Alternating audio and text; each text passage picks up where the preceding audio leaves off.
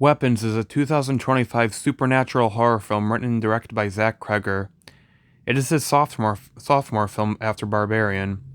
It stars Josh Brolin, Julia Garner, Aladdin Ehrenreich, sorry if I'm saying that wrong, Austin Abrams, Carrie Christopher, among others. Now, I loved how well Barbarian was told, so I was more than excited to see this film. Did it live up to my expectations? Let's find out. The premise of Weapons centers on a woman named Justine Gandy, played by Julia Garner, an elementary school teacher who finds all the kids in her class have mysteriously gone missing. Only one kid named Alex remains, played by Christopher, and the only evidence of their vanishings are mysterious ring videos of them leaving their homes at exactly 2:17 in the morning and running outside into the night, seemingly in a trance. Now, because of how much panic this has caused, the community becomes determined to find out what exactly has happened to these kids and why they just left their homes in such a bizarre way.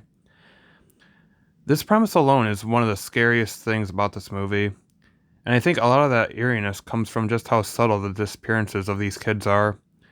Because, as one character put it, they were not forced out of their homes. They left seemingly on their own, almost as if they are being controlled by something.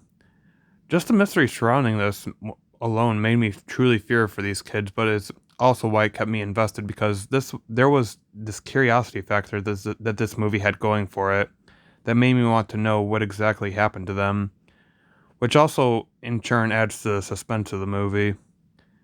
I give premise an A plus. It truly is such a strong setup for a horror film.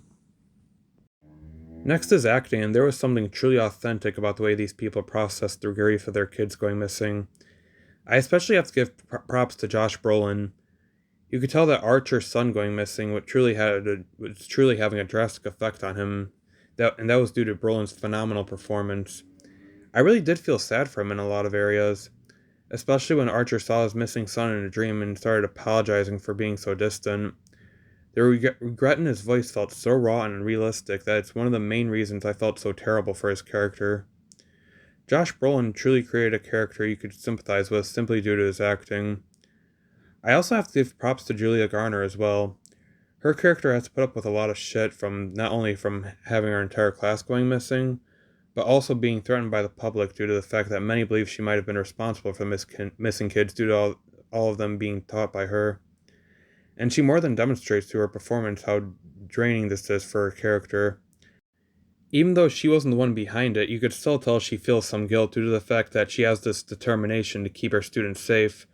So her wanting to dig more into this makes sense because of how much of an impact these events are having on her.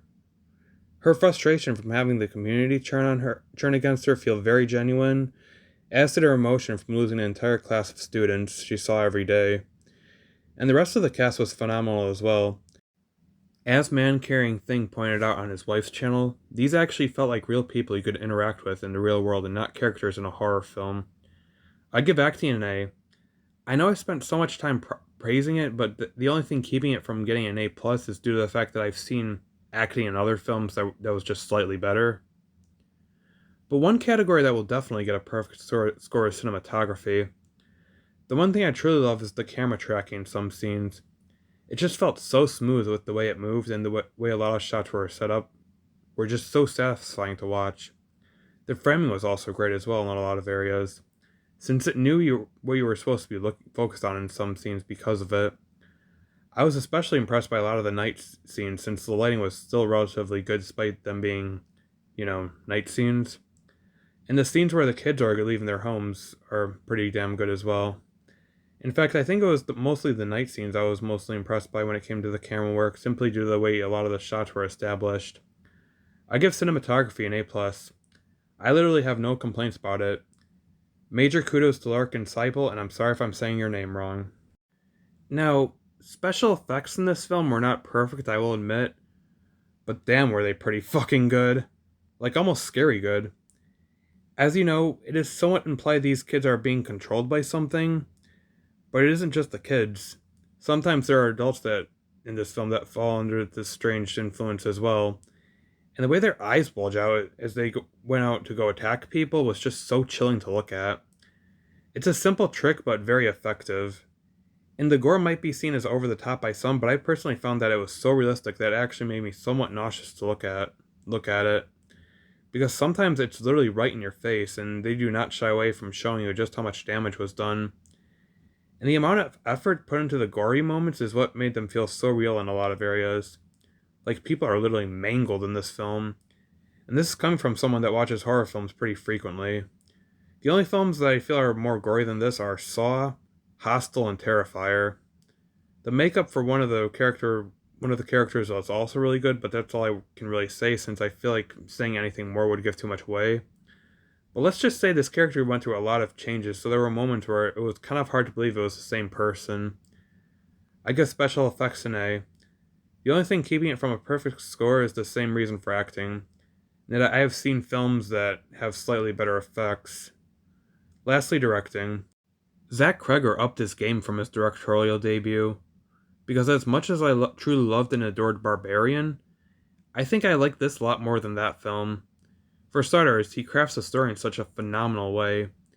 He did a great job of keeping everything just vague enough so that your interest will keep you hooked and make you want to know more. And the characters were fleshed out well enough to make you truly invested in them. Also, great job to Kreger for creating some surprisingly effective jump scares. I will admit there are some funny bits in this movie, but I don't mean that in a bad way, because they didn't detract from the horror at all, in fact complemented it nicely. But when it got dramatic, Kreger definitely delivered. I give directing an A+. Plus. Overall, Weapons is a surprisingly eerie film for being from a major studio like Warner Brothers. It has an incredible hook that will make you want to know more, authentic characters that you feel like you know personally. But I think the most haunting aspect of it is the ending as well as the premise. I give Weapons an A. Thank you for watching, and don't forget to like and sub for more content.